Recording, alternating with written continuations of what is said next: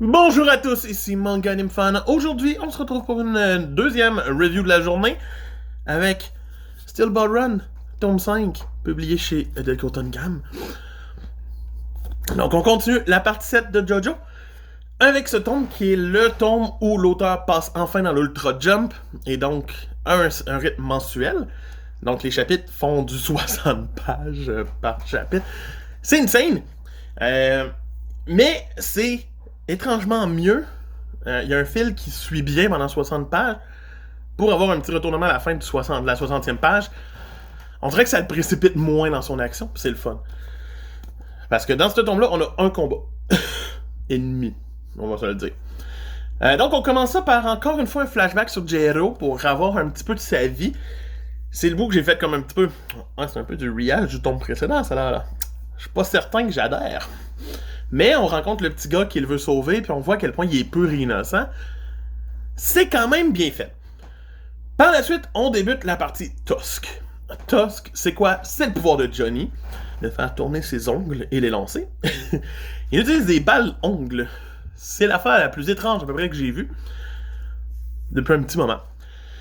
Donc, mais ça va se compléter dans ce tome-là.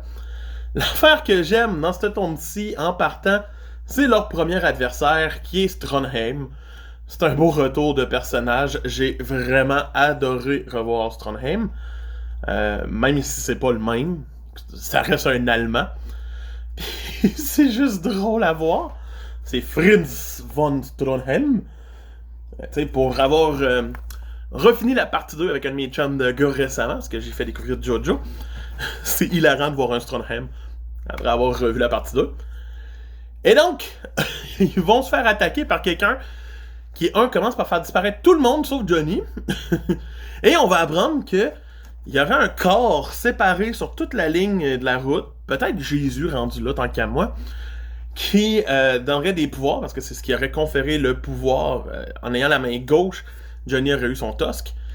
Et on apprend que c'est le président des États-Unis d'Amérique de l'époque, qui est ici, là, qui veut le corps pour être OP et tout. Pour l'instant, c'est ce qui me traumatise le plus un peu, la side story du président qui veut être fort, puis qui veut découvrir le corps pour lui. Donc c'est pour ça qu'il y a des tueurs après Jero, il pense qu'il y a le corps. Finalement, c'est Johnny qui a juste la main gauche. Tout le monde va disparaître autour de Johnny. Johnny va commencer un combat contre quelqu'un qui lance des crochets à pêche à partir d'objets de l'heure. Donc ça peut être des plumes, des insectes, le cheval de Johnny, la gorge de Gyro, ça peut être n'importe quoi. Et donc, Johnny va commencer à utiliser un peu plus son stand, lancer des balles, utiliser les ongles de ses pieds. C'est vraiment bien amené, c'est bien fait. J'ai aimé le combat, il est plein de suspense, et pour une fois, c'est Johnny qui est central, c'est pas Jero. Jero reprend le rôle à la fin. Mais, ça nous donne du plaisir, ça donne un ennemi bof, tant qu'à moi, par exemple, parce que l'ennemi au crochet, il est plate à écouter parler. Mais... pour le reste, ça reste un tome vachement sympathique. Pour moi, c'est clairement un 7 sur 10. Ça continue d'être super bon, Steel Ball Run. J'ai hâte de continuer, c'est sûr certain. Donc, t'es Manga Anime Fan qui vous dit à demain. Bye!